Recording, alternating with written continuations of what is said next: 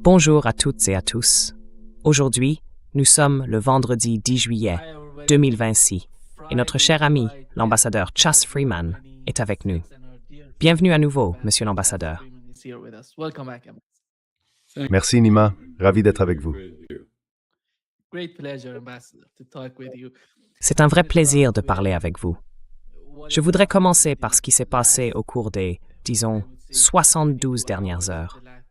Ces 3 derniers jours, il y a eu des funérailles en Iran et on a vu la foule, une foule immense, sortir dans les rues. Je n'ai jamais vu une telle foule se rassembler pour quoi que ce soit de toute ma vie. Et pourtant, c'est ce même pays dont on disait qu'il allait s'effondrer avant même que cette guerre ne commence. On disait aussi que ce type, le guide suprême de l'Iran, n'avait aucun soutien dans le pays. Et certains disaient « Allons-y, faisons ceci, faisons cela, on va tout faire tomber ».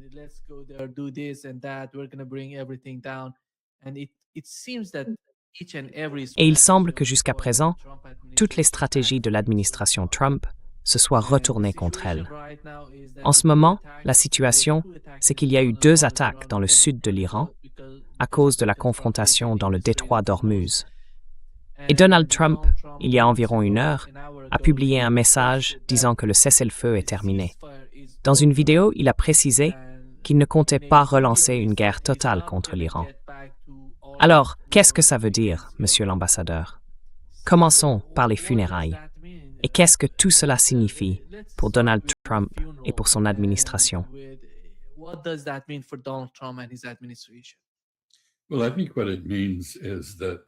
Eh bien, je pense que ça veut dire que l'Iran est fermement engagé, solidement ancré dans sa position. Il n'a aucune vraie raison de céder. Donald Trump a cette habitude de dire il faut les amener à la table des négociations.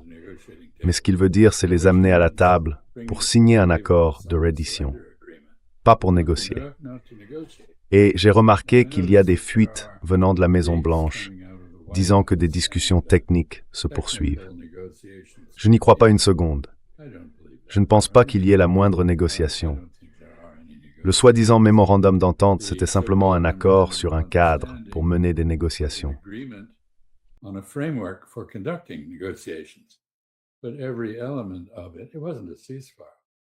Mais chaque élément de cet accord, ce n'était pas un cessez-le-feu, a maintenant été violé. Alors, que va-t-il se passer ensuite? J'imagine que la prochaine fois que l'Iran fera valoir son contrôle sur le détroit d'Ormuz contre des navires qui essayent de passer par la route sud, du côté d'Oman, il leur tirera dessus. Et ensuite, il y aura une nouvelle riposte américaine. Et rien ne changera. Il n'y a absolument aucune voie diplomatique, aucune option militaire non plus. C'est une impasse totale. L'Iran est là, il n'a pas besoin de projeter sa puissance à l'autre bout du monde. Dans ce type d'affrontement d'usure, il a l'avantage.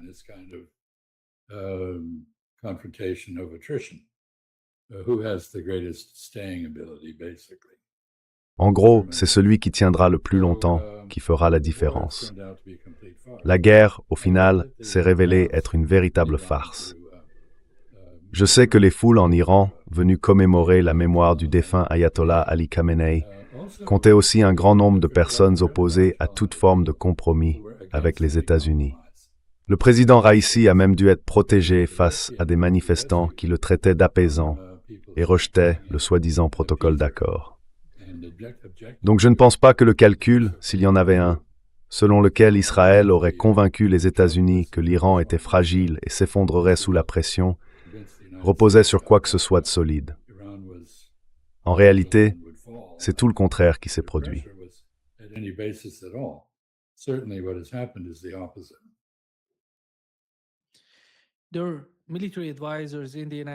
Il y a des conseillers militaires aux États-Unis, le général Wesley Clark avec Keith Kellogg. Tous 2 ont soutenu que l'option américaine serait l'occupation, ou d'une certaine manière, l'invasion de ces îles situées au sud de l'Iran. Je ne sais pas, monsieur l'ambassadeur, est-ce qu'ils se soucient vraiment des gens qui se font tuer? Et est-ce qu'ils sont sérieux quand ils parlent comme ça? Ou bien, quelle est leur logique au fond?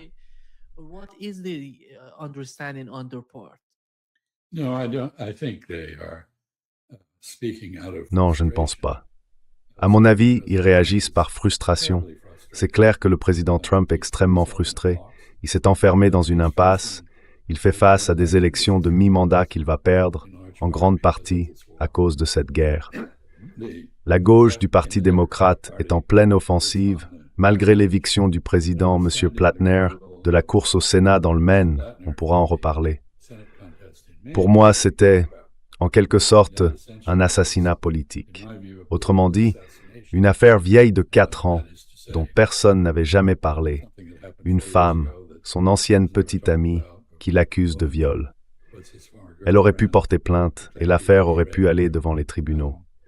C'est d'ailleurs ce qu'a fait l'une des femmes que M. Trump a violée, celle pour laquelle il a été reconnu coupable ou déclaré responsable en justice d'une tentative de viol sur E. Jean Carroll.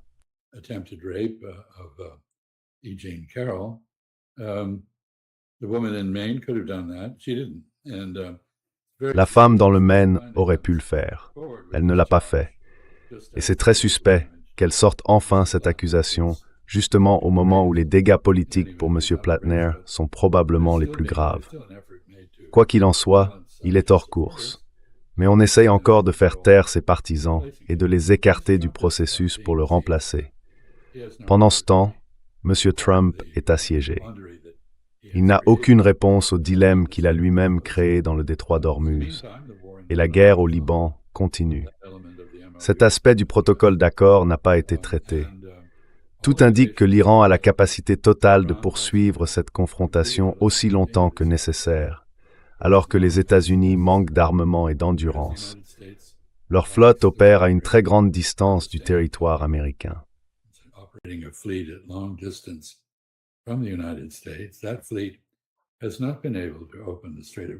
Cette flotte n'a pas réussi à ouvrir le détroit d'Ormuz, même dans les conditions militaires les plus favorables. Ces frappes ponctuelles, et vous savez, le fait d'attaquer une 90aine de cibles, principalement dans le sud de l'Iran, ce n'est pas anodin, mais c'est quelque chose que l'Iran peut encaisser et auquel il peut répondre. Je pense que la grande question maintenant, c'est de savoir si la guerre va s'étendre à Israël. Autrement dit, est-ce que l'Iran se sentira obligé de riposter non seulement contre le Koweït, Bahreïn, et dans ce cas aussi le Qatar, mais également contre Israël? On verra bien. Mais l'absence de paix sans guerre ouverte, des combats sporadiques de temps en temps, c'est probablement ce à quoi on va assister dans un avenir proche. Et ça ne va rien apporter de bon à l'économie mondiale. En attendant, le passage par le détroit est pratiquement bloqué. Rien ne circule. Nomekeze ne sort to Ogong non plus.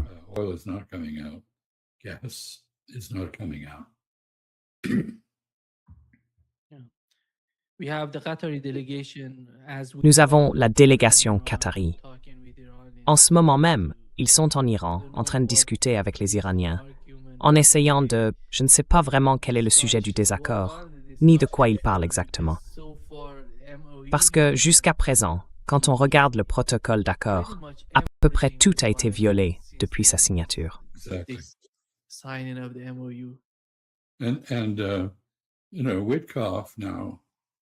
Et vous savez, Witkoff, il y a une citation de Bezalel Smotrich qui dit que Witkoff lui aurait déclaré « Les Palestiniens de Gaza sont des nazis, et je ne vais pas permettre à Israël de devoir vivre à côté de nazis. » C'est une preuve à quel point M. Witkoff est totalement insincère, incompétent, partial et inefficace.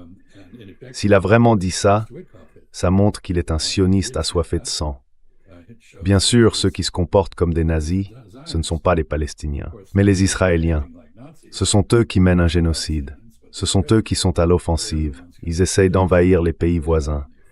La Palestine, elle, se défend du mieux qu'elle peut, mais pas très bien.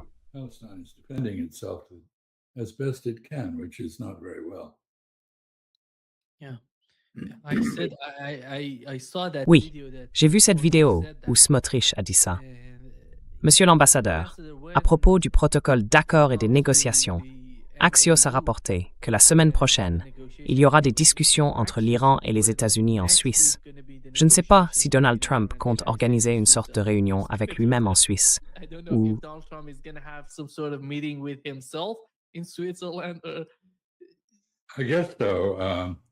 Je suppose que oui, quelqu'un finira par rencontrer quelqu'un en Suisse. Mais je ne pense pas que l'Iran soit dans une position où il se sent sous pression pour négocier. Je ne sais pas si vous avez déjà acheté un tapis dans un bazar. Moi, oui. Vous savez, à un moment dans ce genre de situation, le mieux à faire, c'est juste de s'asseoir, de regarder l'autre en face et de ne rien dire. Et c'est exactement là où en est l'Iran. Ils ne disent rien. Ils sont assis, ils regardent Trump droit dans les yeux. Très bien, Monsieur Trump, vous voulez une solution? Faites une concession. Il ne semble pas savoir comment faire.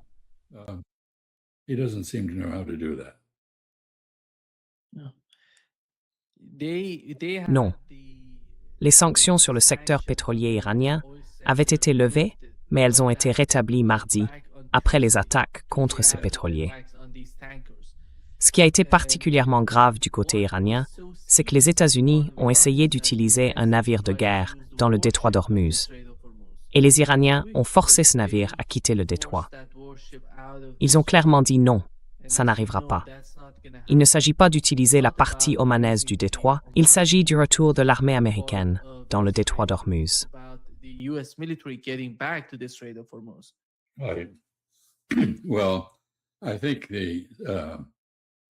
Eh bien, je pense que la suppression de l'autorisation permettant à l'Iran d'exporter son pétrole payé en dollars est une décision vraiment stupide de la part des États-Unis. D'abord, ce que cela montre, c'est qu'on ne peut pas faire confiance à ce que disent ou font les États-Unis. Leur politique n'est pas fiable. Un jour, c'est dans un sens, et le lendemain, c'est l'inverse. Alors pourquoi traiter avec les États-Unis quand ils ne tiennent pas parole, qu'ils ne sont pas constants et qu'ils se réservent le droit d'agir totalement de manière unilatérale? Voilà le premier point. Le deuxième point, c'est que si vous privez l'Iran de la possibilité d'utiliser le dollar, il trouvera d'autres monnaies, notamment la monnaie chinoise, mais pas seulement. Et ce sera pareil pour d'autres pays. Donc au final, cette décision risque surtout de nuire au dollar, à sa place dans le commerce mondial et à l'existence du pétrodollar. Bien plus qu'elle ne résoudra un quelconque problème pour les États-Unis. Ça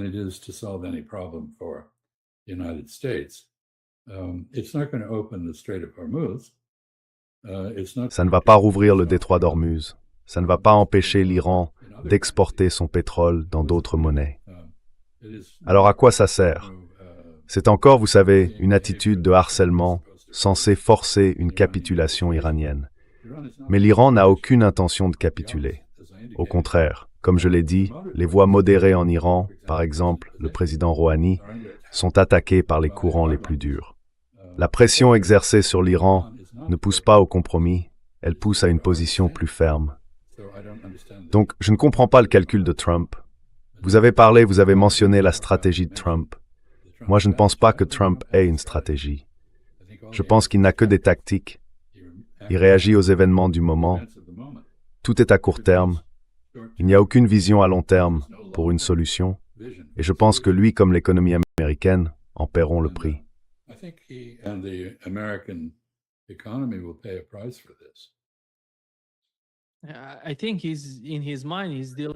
Je crois que, dans sa tête, il pense avoir affaire à la République islamique du Japon, parce qu'il a dit qu'il parlait de l'Iran.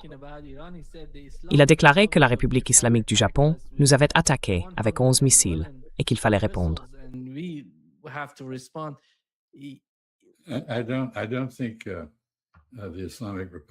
Je ne pense pas que la République islamique du Japon existe, du moins pas encore.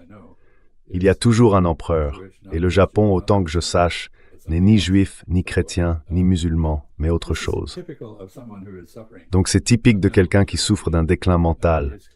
Il est clairement sous l'emprise de la démence.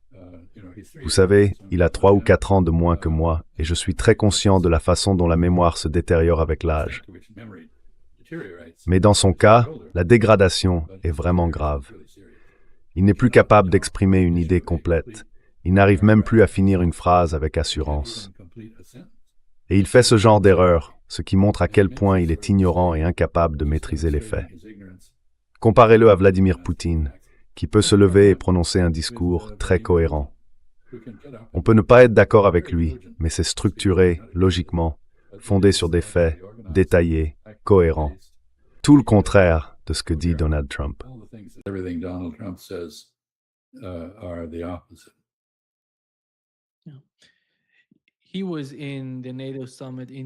Il était au sommet de l'OTAN en Turquie. Et ensuite, il y a eu des attaques. Et l'un des principaux objectifs, apparemment, pendant la rencontre qu'il a eue avec Al-Jolani, ce serait d'utiliser la Syrie, ou peut-être une combinaison entre la Syrie et la Turquie, pour faire quelque chose au Liban. Je ne sais pas vraiment dans quelle mesure la Syrie peut aider Donald Trump.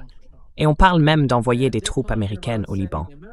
Est-ce que, selon vous, il y a le moindre signe qui montrerait qu'il essaye de faire quelque chose, qu'il cherche à trouver une forme de solution, pas forcément lui directement, mais les gens qui l'entourent?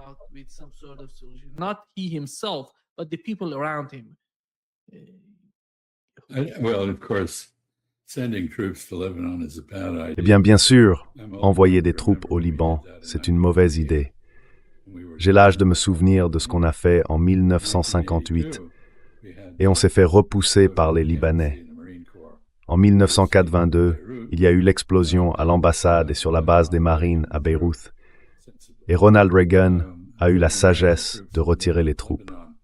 Mettre des soldats américains au cœur du Liban, ce n'est pas une bonne idée, et je ne pense pas que qui que ce soit acceptera ça. Le gouvernement libanais reste impuissant et il s'est complètement discrédité avec cet accord négocié par Marco Rubio, qui est l'exact contraire, la négation même du premier point sur le Liban dans le protocole d'accord. Ce protocole engage les États-Unis à faire sortir Israël du Liban. Or, Marco Rubio a négocié un accord avec le gouvernement libanais qui maintient Israël au Liban et lui donne carte blanche pour faire ce qu'il veut. Il y a donc une contradiction totale, aucune cohérence dans la politique américaine.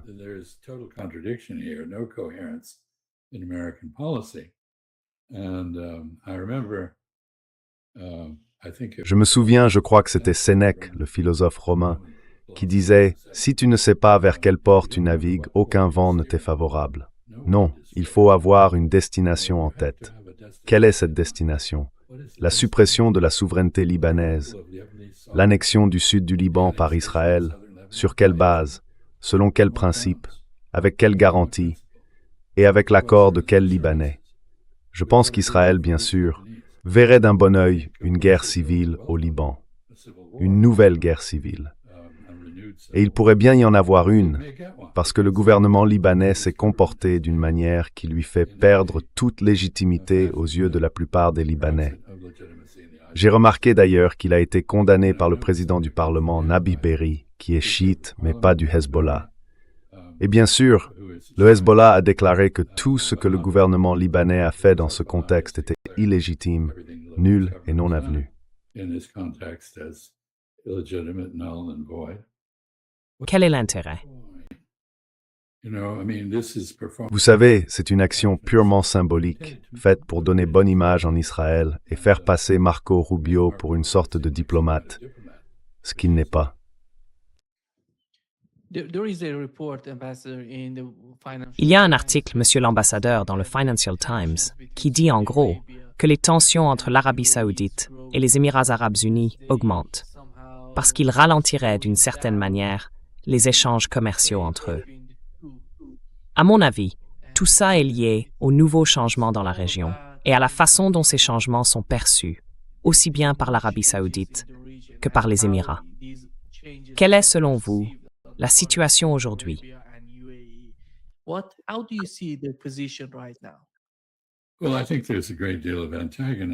Eh bien, je pense qu'il y a beaucoup d'antagonisme.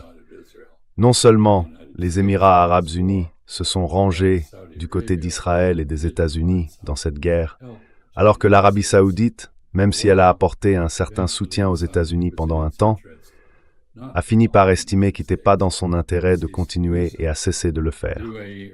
Les Émirats, eux, s'étaient déjà retirés de l'OPEP, l'Organisation des pays exportateurs de pétrole, qui est en grande partie dirigée par les Saoudiens. C'était donc une rupture avec eux. Et maintenant, on entend dire que le système financier saoudien n'autorise plus les transferts de fonds vers les Émirats. Je ne sais pas exactement sur quoi cela repose, mais il est clair que les deux pays ne sont pas sur la même longueur d'onde. Et je suis d'accord avec vous. L'une des grandes différences entre eux, c'est que les Saoudiens discutent manifestement avec Téhéran d'une situation d'après-guerre où il n'y aurait plus de forces américaines sur le sol saoudien.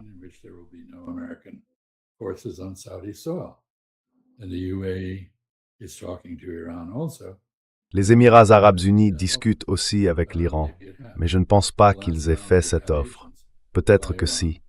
La dernière série de représailles de l'Iran n'a pas visé les Émirats, ce qui, à mon avis, est significatif. Donc, les Émirats, qui sont passés maîtres dans l'art de la réelle politique, font peut-être quelque chose pour neutraliser l'opinion iranienne. De toute évidence, le Koweït et Bahreïn sont dans une position très difficile. Bahreïn reste le quartier général de la 5e flotte de la marine américaine, même si ses installations ont été détruites. Et Bahreïn n'a aucune capacité à se défendre seul. C'est, à bien des égards, une extension, un allié subventionné de l'Arabie saoudite, un État client. Historiquement, il faisait partie de l'empire safavide, sous contrôle perse. Sa population est majoritairement chiite, alors que son émir est sunnite. Il y a beaucoup de mécontentement, même avant les bombardements.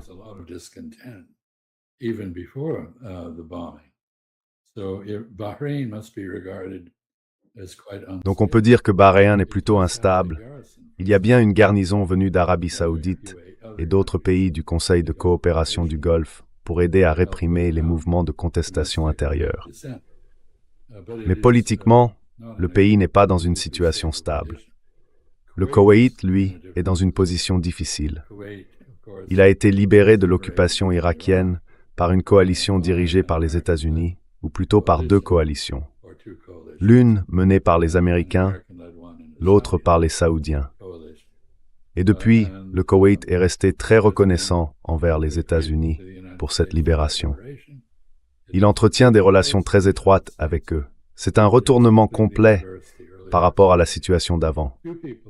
Peu de gens se souviennent que pendant la guerre des villes et la guerre des pétroliers dans le golfe Persique, dans les années 80, pendant l'opération Ernest Will, enfin, ce n'est pas le bon terme.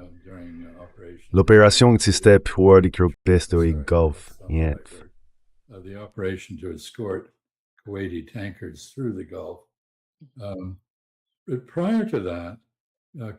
Mais avant cela, le Koweït était le seul membre du Conseil de coopération du Golfe à ne pas avoir de coopération militaire avec les États-Unis.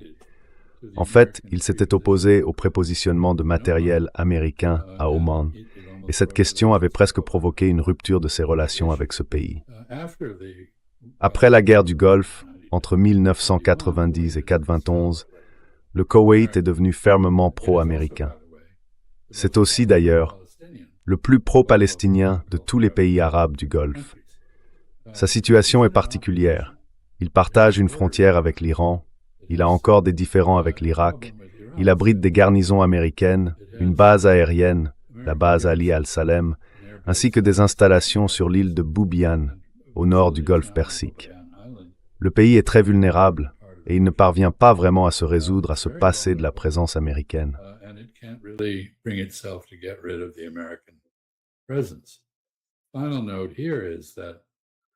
Dernier point. D'anciens chefs du CENTCOM disent que la présence américaine dans le Golfe devrait se replier vers Israël, qu'elle devrait aller vers l'ouest, qu'elle ne devrait pas rester là-bas. Donc on peut se demander s'ils ne partagent pas, au moins sur ce point, la position de l'Iran. Et selon moi, déplacer les forces américaines en Israël n'est pas une bonne idée. Ce n'est d'ailleurs pas du tout une décision acquise. J'ai été stupéfait, quand je suis devenu secrétaire à la Défense, d'apprendre que les États-Unis et Israël ne menaient pas d'exercice militaire conjoint. Il n'y avait aucune présence militaire américaine en Israël. Il y a du matériel prépositionné sur lequel Israël peut s'appuyer, et les États-Unis aussi, mais nous n'avons pas de troupes sur place. Et les Israéliens ont toujours été très réticents à s'entraîner avec l'armée américaine, parce que cette dernière entretient des relations avec les pays arabes et fait aussi des exercices avec eux.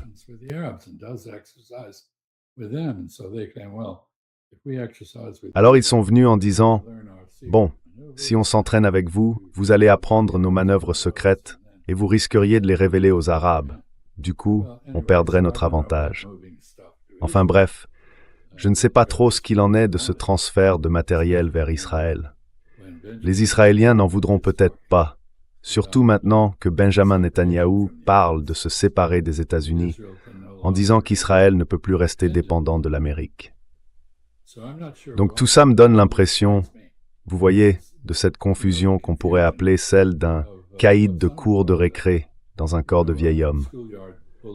Et donc Donald Trump, quelle est la qualité de son esprit à ce stade? Ce n'est pas très clair. Mais il ne semble pas vraiment réfléchir de manière lucide à la façon de sortir du chaos qu'il a lui-même créé.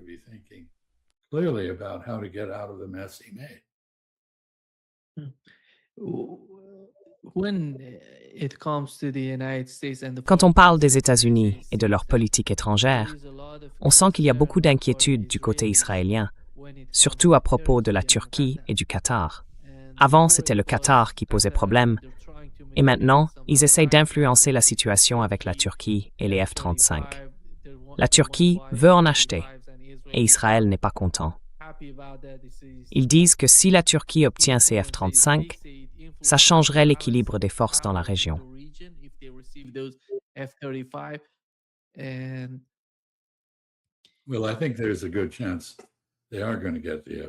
Eh bien, je pense qu'il y a de bonnes chances qu'ils obtiennent les F-35. Et la raison, ce n'est pas seulement que Donald Trump n'écoute plus le Premier ministre Netanyahou comme il l'écoutait avant, ni simplement parce qu'il admire le président Erdogan, ce qui est le cas. Mais la Turquie aurait apparemment accepté de vendre les S-400 qu'elle avait achetés à la Russie à un pays du Golfe, peut-être le Qatar. Je ne sais pas à qui exactement. Et ces S-400, bon, pour comprendre, il faut rappeler que la Turquie voulait s'affranchir de sa dépendance vis-à-vis des États-Unis et de la Russie. Elle avait donc acheté un système chinois appelé HQ-9 ou Hongqi-9, qui ressemble au S-500, un système très avancé. Et là, les États-Unis ont vu rouge, parce qu'un système de défense aérienne doit être intégré dans tout un réseau, et ce réseau est américain et lié à l'OTAN.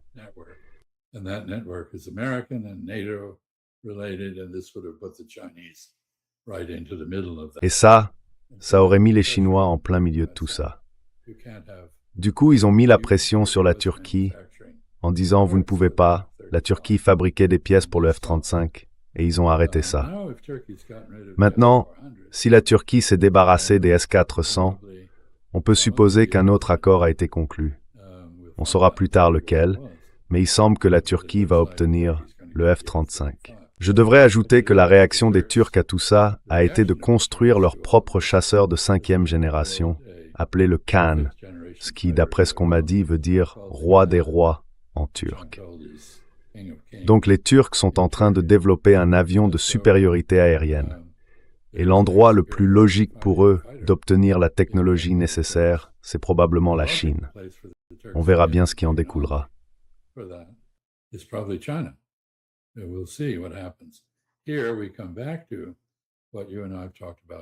On en revient à ce dont vous et moi avons déjà parlé. Une coalition est en train d'émerger entre l'Égypte, l'Arabie saoudite, la Turquie et le Pakistan. La technologie militaire pakistanaise vient en grande partie de Chine ou a été développée avec elle. L'Égypte, elle, utilise à la fois du matériel américain et russe. La Turquie a du matériel américain, mais elle est aussi très avancée dans plusieurs domaines, notamment la fabrication de drones. L'Arabie saoudite, en temps normal, a de l'argent et elle essaie de construire une base industrielle et militaire locale, régionale, pour que les pays de la région, surtout ces quatre-là, dépendent moins des États-Unis, de la Russie, de la Chine ou de qui que ce soit d'autre. Donc, à mon avis, ils vont chercher à diversifier leurs partenariats. Je ne serais pas surpris de voir les Turcs et les Chinois conclure un accord, mais probablement pas autour du système HQ-9, qu'ils ont dû abandonner.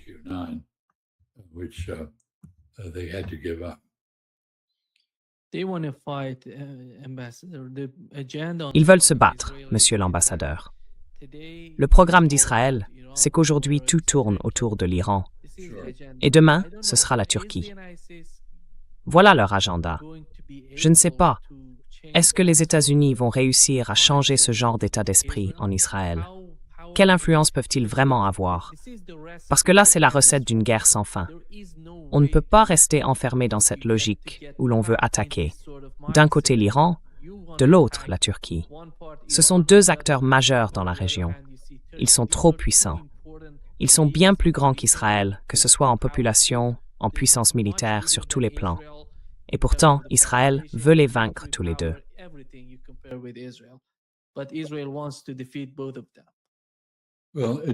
Eh bien, la guerre sans fin fait effectivement partie de la stratégie israélienne. Leur intention, c'est de faire la guerre à tous les pays de leur région et de s'en assurer. Aucun d'entre eux n'est capable de faire du mal à Israël. Ils cherchent donc une sécurité absolue pour Israël, ce qui veut dire en réalité une insécurité absolue pour tous les autres. Je pense que l'Iran et la Turquie sont très différents sur plusieurs points. L'Iran, bien sûr, est relativement isolé sur la scène internationale. Pas totalement, évidemment, mais disons qu'il l'est dans une certaine mesure. La Turquie, elle, ne l'est pas. Elle a réussi à établir des liens solides avec des pays d'Amérique du Sud, d'Afrique, d'Asie de l'Ouest et d'Asie de l'Est. C'est un membre important de l'Organisation de la coopération islamique. Et comme je l'ai déjà dit, elle occupe une position unique dans la géopolitique mondiale. Il n'existe tout simplement aucun autre pays dont la coopération, ou au moins le consentement, soit nécessaire sur autant de dossiers différents.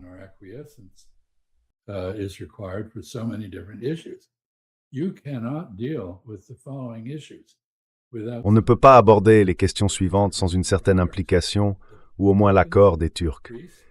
Les Balkans, la Grèce, Chypre, la Méditerranée orientale, l'Union européenne, l'OTAN, les pays de la mer Noire, l'Ukraine, la Russie, l'Asie centrale, les pays turciques d'Asie centrale, et même des pays non turciques comme le Tadjikistan, l'Afghanistan, l'Iran, l'Irak, la Syrie, la Palestine, Israël, le Golfe Persique. Vous voyez, c'est une liste incroyable, et elle montre à quel point la situation culturelle turque est centrale. Donc quand Israël s'en prend aux Turcs, il y a un effet domino bien plus large que lorsqu'il s'en prend à l'Iran. Et je pense que les Turcs, franchement, sont tout à fait capables de se défendre eux-mêmes.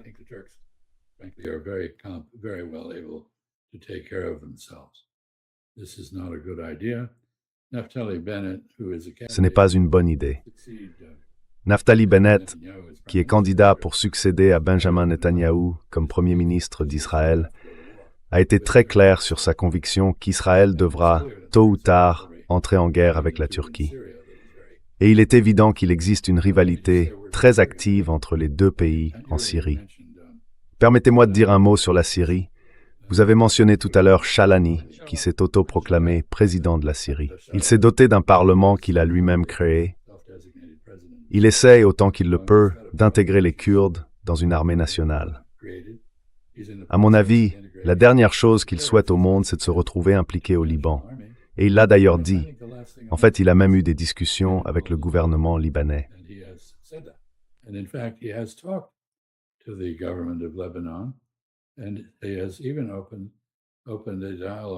Et il a même ouvert un dialogue en coulisses avec le Hezbollah. Donc je pense que cette idée selon laquelle la Syrie viendrait faire le sale boulot pour Israël et les États-Unis au Liban, c'est complètement absurde. La Syrie est en train d'essayer de retrouver son indépendance. Et pour cela, elle utilise sa position géographique de manière assez habile. Avec le détroit d'Ormuz coupé, le pétrole irakien doit passer soit par la Turquie, soit par la Syrie. Et une grande partie passe justement par la Syrie. Il y a même des discussions actives pour réactiver et reconstruire des oléoducs reliant l'Irak à la Syrie jusqu'au port syrien sur la Méditerranée. Donc à mon avis, penser que la Syrie pourrait être mobilisée pour s'occuper du Hezbollah au Liban, c'est une pure illusion.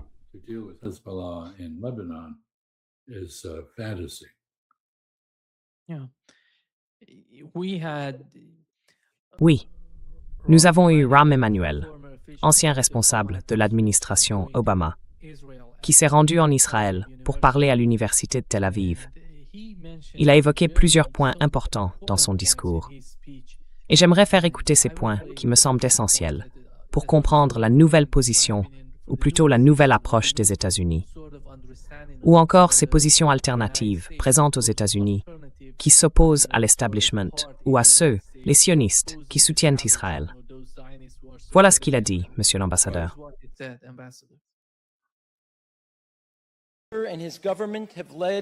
Et son gouvernement ont conduit Israël dans une impasse.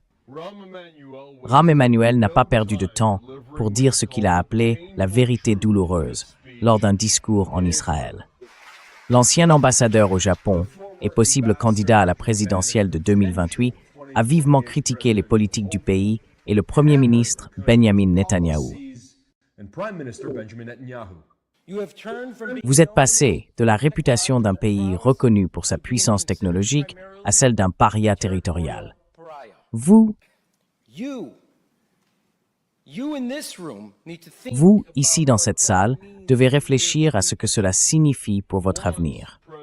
Ancien chef de cabinet du président Barack Obama, Emmanuel a un passé avec Netanyahou qu'il avait un jour traité de juif qui se déteste lui-même. Aujourd'hui, il affirme que le dirigeant historique d'Israël a conduit le pays vers l'isolement sur la scène internationale. Le seul gain diplomatique que vous ayez obtenu ces 3 dernières années, c'est le Somaliland. Comme dirait ma grand-mère, vous avez perdu l'Amérique, vous avez perdu l'Europe et vous avez récupéré le Somaliland. Quelle affaire! Emmanuel dit qu'une partie de la responsabilité vient de plusieurs années d'apaisement de la part des États-Unis envers Israël, ce qui a permis aux dirigeants du pays d'agir en grande partie sans contrôle.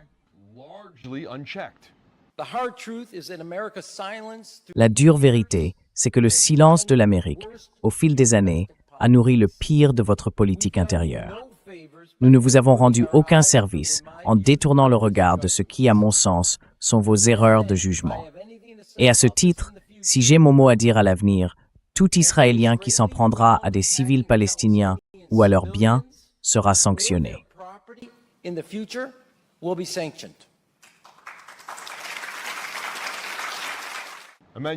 Emmanuel a défendu la diplomatie, pas des guerres sans fin, et il a parlé d'un Moyen-Orient où Israël serait un partenaire des États arabes de la région.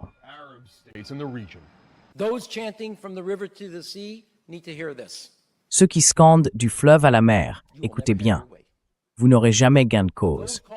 Mais ceux qui réclament un grand Israël, écoutez aussi, vous n'aurez pas gain de cause non plus. Ces 2 visions sont des illusions portées par des fanatiques.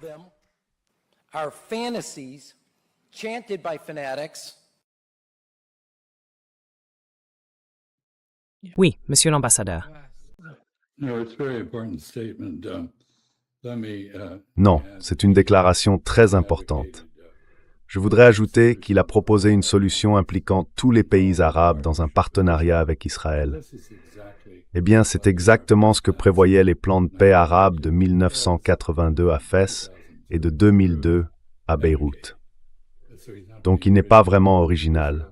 Israël a rejeté ou ignoré ces 2 initiatives. Je ne suis pas sûr qu'elles soient encore sur la table, mais j'imagine que oui, si jamais Israël décidait vraiment de vouloir la paix avec ses voisins et de rendre justice aux Palestiniens. Le discours d'Emmanuel est très important, en partie à cause de qui il est. Son père était un sioniste reconnu. Il est né en Israël, je crois. En tout cas, il est venu aux États-Unis, et Emmanuel, lui, est né ici.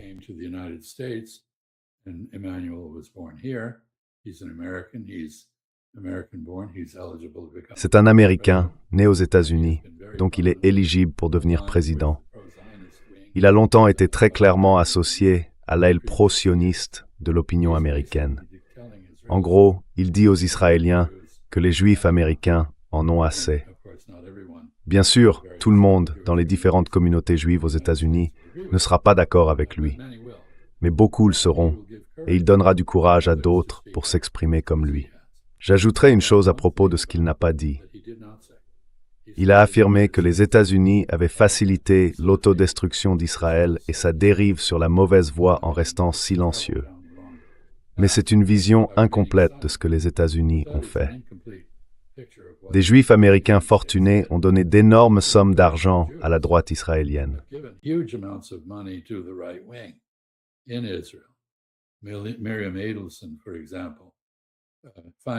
Myriam Adelson, par exemple, et son défunt mari ont financé Israël Hayom, un journal conçu pour soutenir Benjamin Netanyahou et précisément les politiques que Rahm Emanuel condamne à juste titre parce qu'elles ont causé d'énormes dégâts à Israël. Donc les Juifs américains, par leur pression sur le gouvernement des États-Unis, ont poussé ce gouvernement au silence alors qu'il aurait dû s'exprimer. Mais par leurs actions à l'intérieur d'Israël, ils ont soutenu et encouragé les pires éléments de la société israélienne et ils doivent accepter une part de responsabilité pour cela. Je suis donc d'accord avec vous, c'est un discours très important. Rahm Emanuel est candidat à la présidence. Les gens le prennent au sérieux dans ce rôle. Je ne suis pas certain qu'il serait un jour élu, mais peut-être que oui.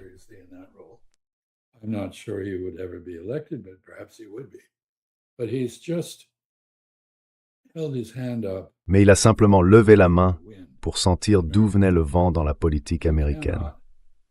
On ne peut pas, quand on est démocrate, et c'est son cas, on ne peut plus gagner une élection aujourd'hui sans aborder la question palestinienne.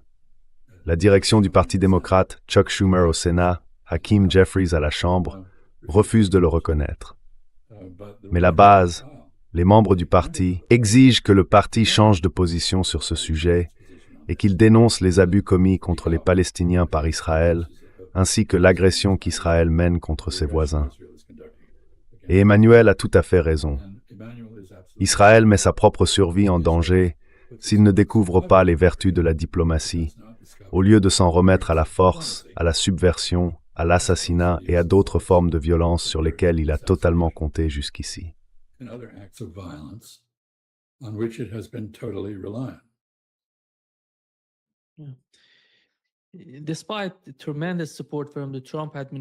Malgré le soutien énorme de l'administration Trump à Israël, on voit une sorte de détérioration entre les deux camps. CNN a rapporté que l'administration Trump ne veut pas qu'Israël participe aux frappes américaines contre l'Iran. Et ils disent, si on veut attaquer, on le fera seul. On n'a pas besoin que vous soyez là. Ça veut dire qu'ils ont, d'une certaine manière, même l'administration Trump, avec toute la folie qui l'entoure, leur propre idée sur la façon de mener ces attaques. Ils ne veulent pas qu'Israël intervienne et fasse autre chose.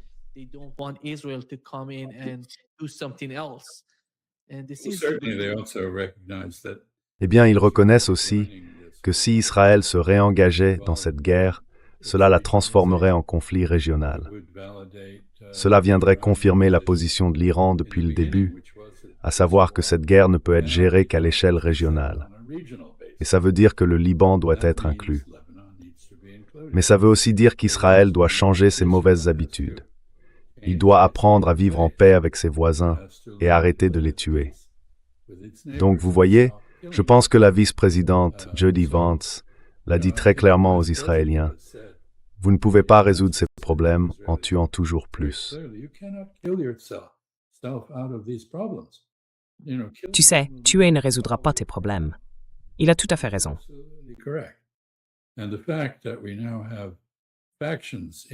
Et le fait qu'on ait maintenant des courants dans les deux partis, un courant dominant chez les démocrates, un courant minoritaire chez les républicains, qui disent la même chose avec des mots un peu différents, c'est vraiment très significatif, parce que ça veut dire que le chèque en blanc que les États-Unis ont donné à Israël par le passé est en train d'être déchiré.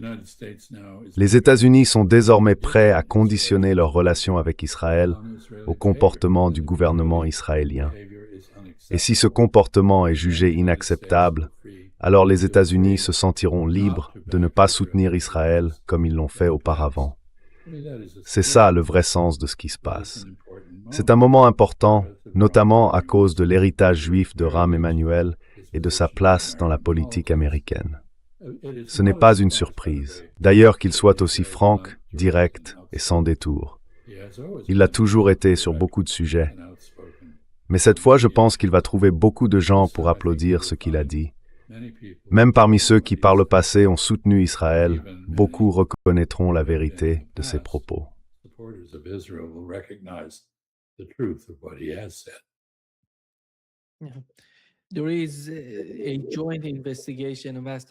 Il y a une enquête conjointe menée par Der Spiegel en Allemagne, The Insider et Le Monde. Elle révèle une coopération militaire secrète et très étendue entre la Russie et la Chine. Cela inclut des discussions sur la manière de contrer les armes occidentales, de perturber Starlink, de former des opérateurs de drones russes et même de développer ensemble des systèmes de défense antimissiles avancés. C'est, comme l'appelle l'article, le nouvel axe du mal. Qu'est-ce que c'est exactement?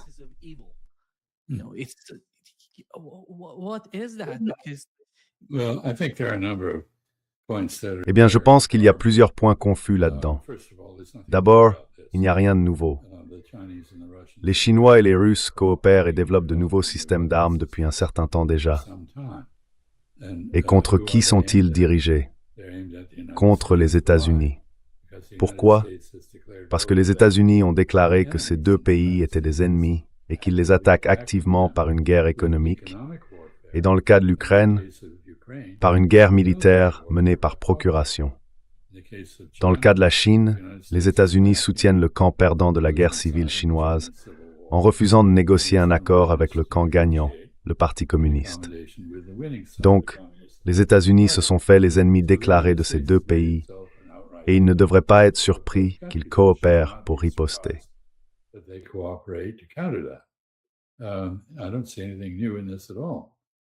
Je ne vois absolument rien de nouveau là-dedans. Je n'appellerais pas ça une alliance, parce qu'à mon avis, il n'y a pas d'engagement réciproque du type qu'on trouve dans une alliance. Mais c'est bien un partenariat limité pour des objectifs limités. Et ces objectifs, c'est d'empêcher les États-Unis de continuer à dominer la politique mondiale, l'économie et le domaine militaire, et de faire en sorte qu'ils soient contrebalancés par d'autres.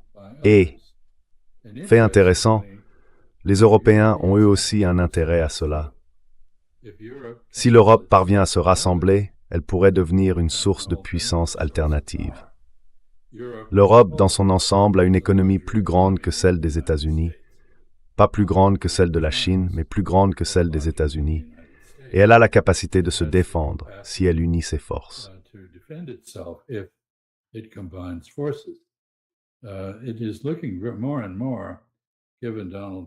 On le voit de plus en plus clairement.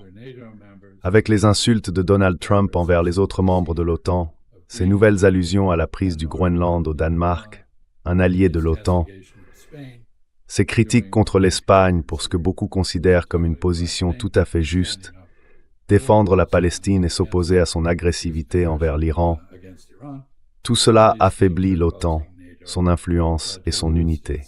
Et il y a aujourd'hui des discussions sérieuses sur la création d'une sorte de version européenne de l'OTAN, ou à mon sens, sur quelque chose de plus logique encore. On verra peut-être cela selon le résultat de l'élection américaine de 2028. Ce qui aurait le plus de sens, ce serait d'européaniser le commandement suprême de Mons, ainsi que l'institution de Bruxelles, pour que le commandant de l'OTAN ne soit plus un Américain, mais un Européen.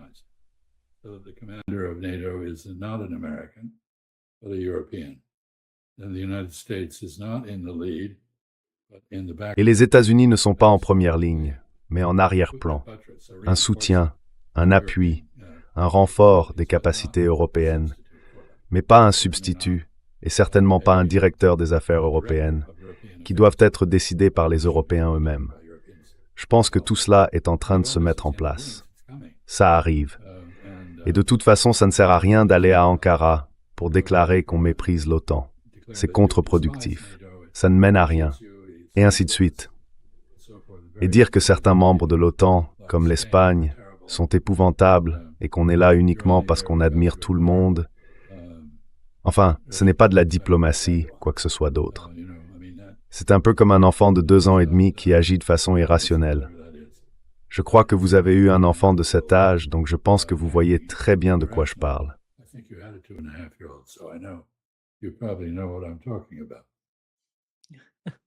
Oui, exactement. Merci beaucoup, monsieur l'ambassadeur, d'être avec nous aujourd'hui. C'est un vrai plaisir. Continue ton excellent travail, Nima, et passe un très bon week-end.